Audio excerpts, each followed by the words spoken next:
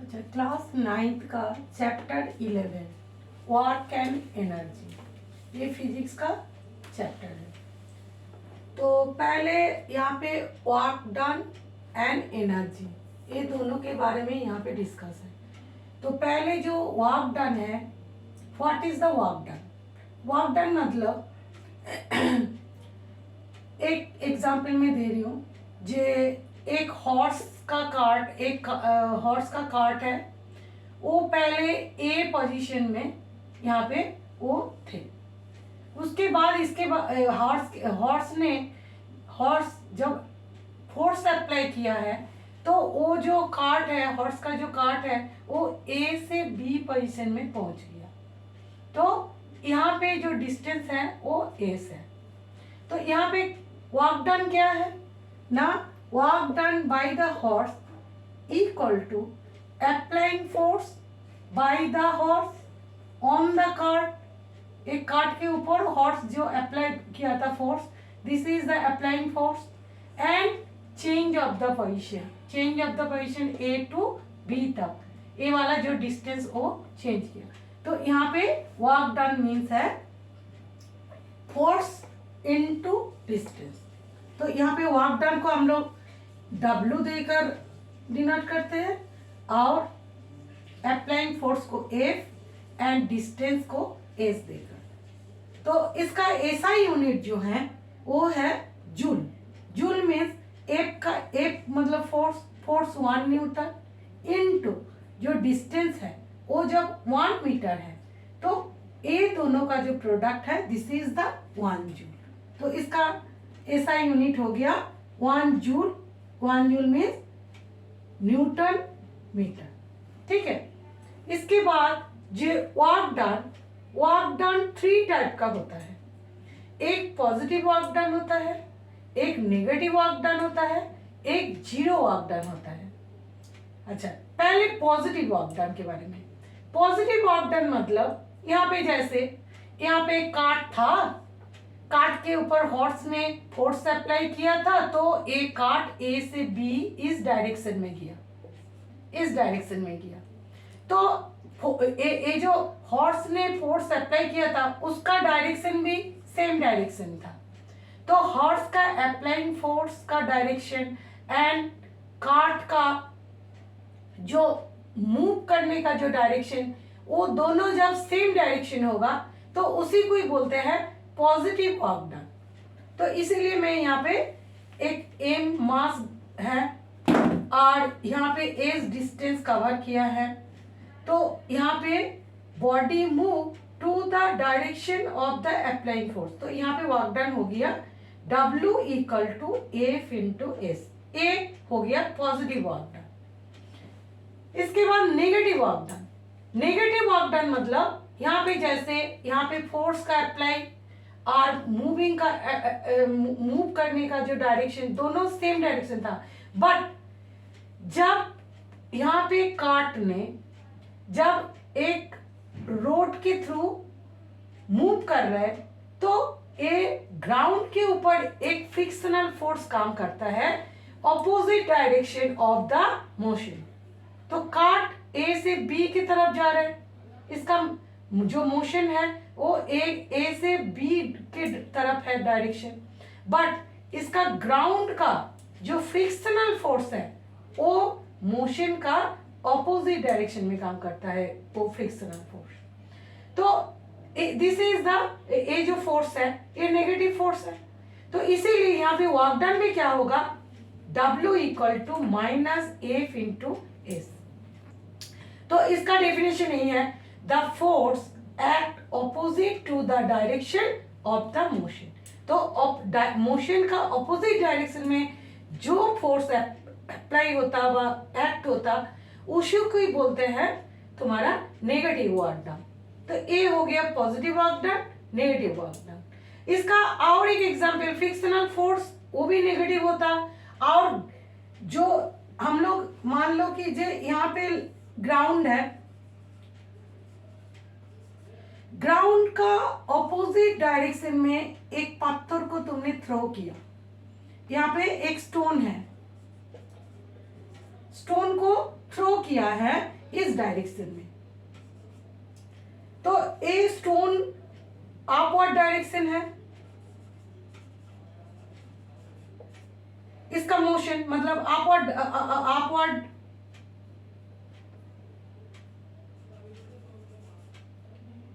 Direction,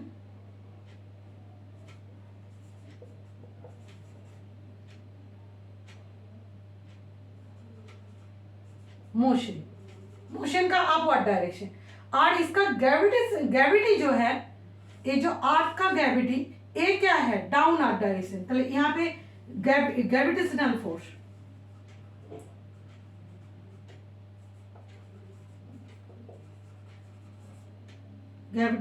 force,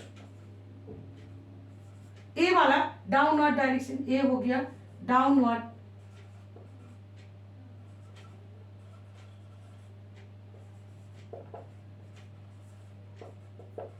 तो यहाँ पे क्या हो रहा है, ये दोनों ऑपोजिट डायरेक्शन हुआ, तो ए भी यहाँ पे ये जो ग्रेविटेशनल फोर्स है, ये इसका अगेंस्ट में ए भी नेगेटिव फोर्स है। तो यहाँ पे कोई भी पत्थर को हम लोग जब अपवर्ड डायरेक्शन में थ्रो करते हैं, तो उसके ऊपर जो फोर्स अप्लाई होता है, ग्रेविटेशनल फोर्स, वो नेगेटिव होता। तो इसी वजह से यहाँ इस कंडीशन में भी यहाँ पे नेगेटिव वर्क डन होता है। यहाँ पे भी वर्क डन इक्वल टू होगा W equal to -F into S.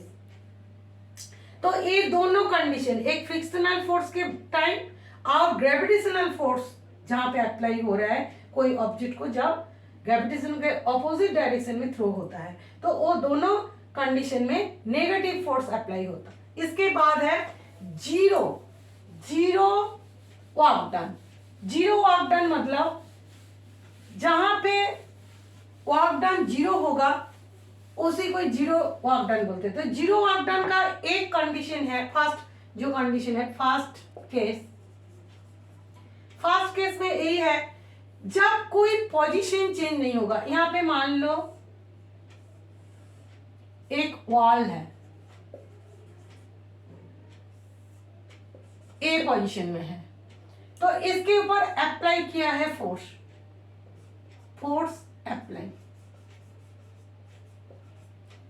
Apply किया है इस डायरेक्शन में, बट इसका नो चेंज, मतलब नो मोशन, नो मूव। तो यहाँ पे मूव नहीं किया, जिस पोजीशन में था ये पोजीशन इसी पोजीशन में ही है। तो यहाँ पे क्या हुआ, एस इक्वल टू 0। तो एस इक्वल टू 0, बस हम लोग फोर्स अप्लाई किया है। तो इस कंडीशन में फर्स्ट कंडीशन यहाँ पे हो गया वर्क डन इक्वल टू हमारा था क्या, एफ इंटू एस। तो यहाँ पे एस इक्वल टू 0, यहाँ पे W equal to F into 0। तो 0 होने के वजह से यहाँ पे W इक्वल टू 0। तो यहाँ पे ए वाला जो है फर्स्ट केस, यहाँ पे जीरो वर्क डन।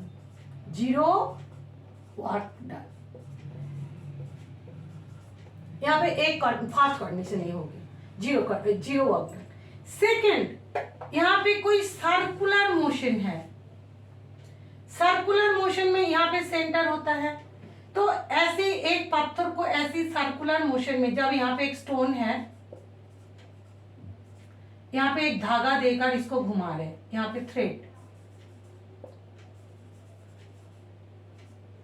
है, तो थ्रेड देकर इसको इस डायरेक्शन में घुमा रहे, इस डायरेक्शन में जब घुमा रहे, तो उसका इसका ए जो है, इसका जो यहाँ पे ए वाला ऐसी सर्कुलर मोशन में घूम रहा है, तो यहाँ पे क्या होगा, यहाँ पे सेंट्रीपिटल जो फोर्स होता है, सेंट्रीपिटल फोर्स इसको बोलते हैं।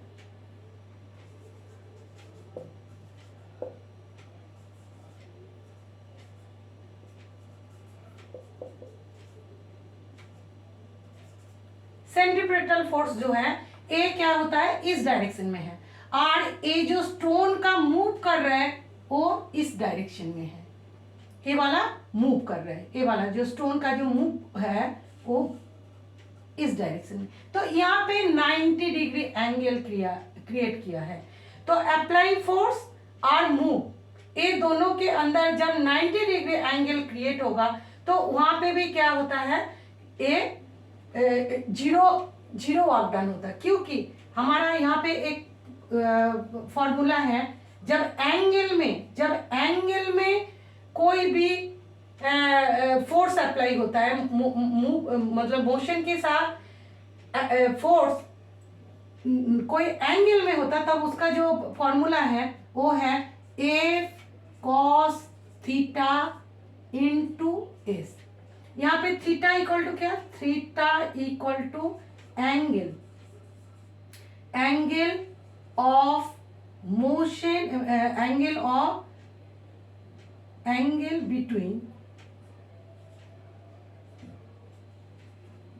Between motion and force. मतलब फोर्स और मोशन ये दोनों के बिटवीन में जो एंगल क्रिएट होता है, दिस इज द थीटा। तो यहाँ पे क्या हुआ, जो थीटा है, theta equal to 90 degree, theta equal to 90 degree. और हम लोगों को पता है जे cos 90 equal to 0, cos 90 equal to 0। तो इसीलिए W equal to F into cos 90 into S.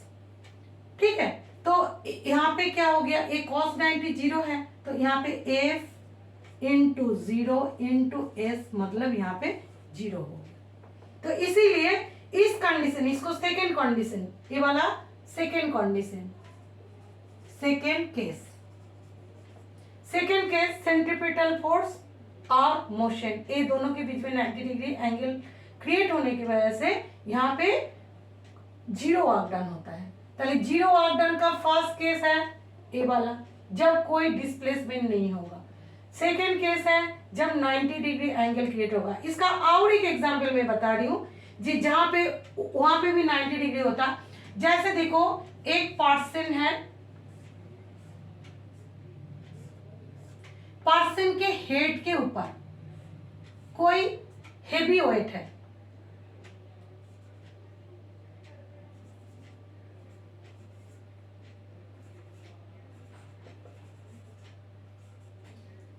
और ये मूव कर रहे हैं, तो इसका जो ए है, इसका जो वेट है वो क्या करेगा, इस डायरेक्शन में काम करेगा, ये वाला एक्ट फोर्स, और इसका मूव कर रहा है इस डायरेक्शन में। तो यहाँ पे भी 90 डिग्री एंगल क्रिएट हुआ, यहाँ पे भी 90 डिग्री। तो इस पोजीशन में जब कोई एक पर्सन ऐसी हेड के ऊपर कुछ हेवी वेट लेकर जब कोई मूव करता है, तो उसका भी वर्क डन 0 होता, क्योंकि इसका जो वेट है, ये क्या करेगा, इसका वेट नीचे ग्रेविटी के तरफ इसका काम करेगा नीचे, और इसका वर्क जो हो रहा है, मूव कर रहा है, तो वो ए वाला डायरेक्शन है। तो ए वाला भी हो सकता है, इधर भी हो सकते, तो जिधर भी होगा, बट इधर भी 90 डिग्री, इधर भी 90 डिग्री। तो इसलिए इसके बिटवीन में भी यहाँ पे एक्ट फोर्स और मोशन दोनों के बिटवीन में भी 90 डिग्री एंगल क्रिएट हुआ। तो यहाँ पे भी ऐसे करके 0 वर्क डन होगा। तो ये दोनों केस में 0 वर्क डन होता। इसी ए वाला जो सेंट्रीपिटल फोर्स, इसी वजह से जो सन के चारों तरफ जो भी प्लैनेट घूमता है, उसका वर्क डन 0। यहाँ पे सन है और ये प्लैनेट, तो इसका वर्क डन 0।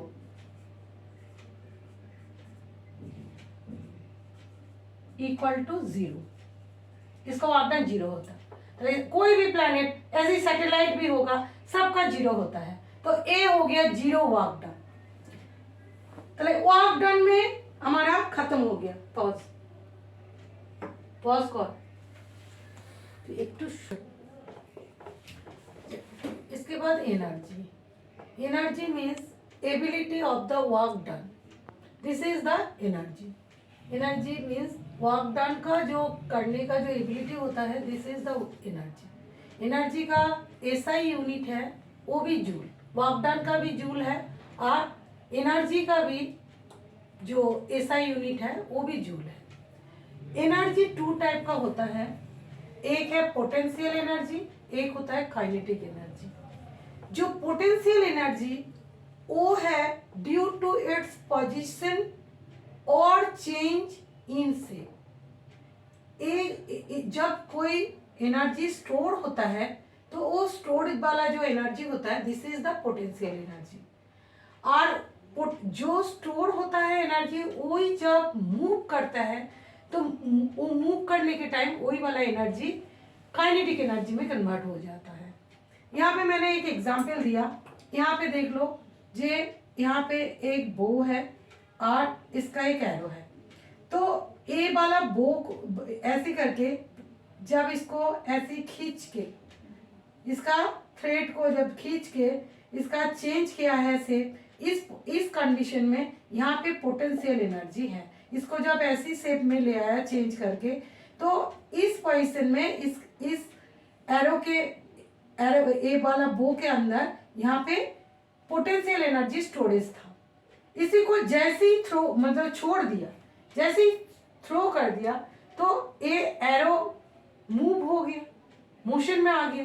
तो जैसे ही मोशन में आया वो काइनेटिक एनर्जी में कन्वर्ट हो गया। तो इसी वजह से इसका अंदर एक एनर्जी जो काइनेटिक एनर्जी है, उसी वजह से ए वाला क्या हुआ, ए जो बार्ड है, बार्ड को इसको एरो पेनिट्रेट किया है, यहाँ पे आके इसको बींध लिया। तो ये थ्रोइंग एरो, ये जो एरो को जब छोड़ दिया यहाँ से, तब ये क्या हो रहा है, इसका मूव कर रहा है। तो इसका मूव करने का रीजन क्या है, मूव भी कर रहा है एंड यहाँ पे जाके वो इसको घायल भी कर रहे हैं। तो इसका रीजन है, इसको घायल करने के लिए इसके अंदर कुछ एनर्जी होना चाहिए एरो के अंदर। तो वो एनर्जी यहाँ पे पोटेंशियल एनर्जी के हिसाब से यहाँ पे स्टोरेज था। जैसे ही इसको छोड़ दिया तो ये थ्रोइंग एरो यहाँ पे इसको घायल कर दिया। तो ये वाला एनर्जी काइनेटिक एनर्जी, और यहाँ पे जब इसको खींच के इसके अंदर एक एनर्जी को स्टोर किया था, this is the potential energy. ठीक है, ऐसे करके और एक एग्जांपल देखो, जे एक गान है,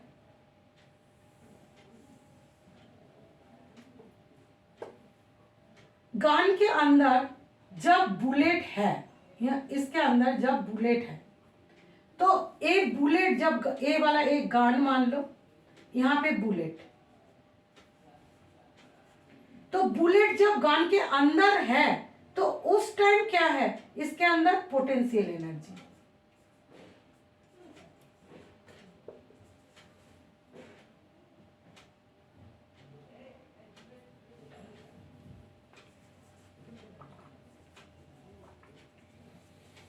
जैसे ही ए वाला इसको क्लिक कर दिया तो बुलेट क्या होगा, मूव करेगा, बुलेट मूव करेगा। तो ए वाला जो moving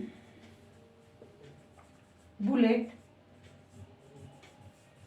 this is the kinetic energy. तो ए वाला जो मूव कर रहा है, this is the kinetic energy.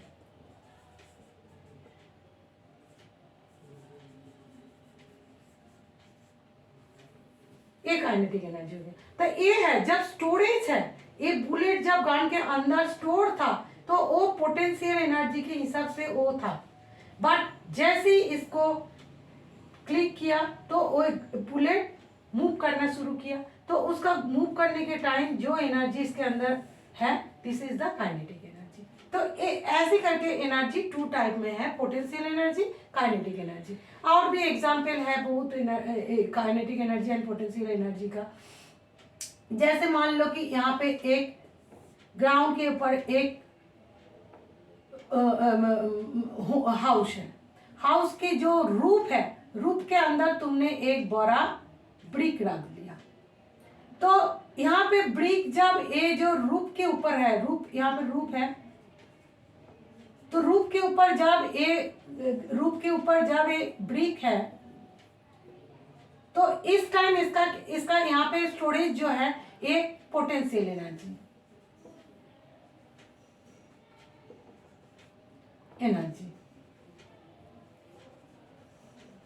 और इसको जैसे ही छोड़ दिया तुमने तो यहाँ पे वो मूव कर रहा है, तो इसको नीचे जब फेंक दिया, थ्रो कर दिया, तो उसको यहाँ पे जब फेंक दिया तो इसका मूव कर रहा है, तो मूविंग ब्रिक। तो ये मूविंग ब्रिक का अंदर काइनेटिक एनर्जी है।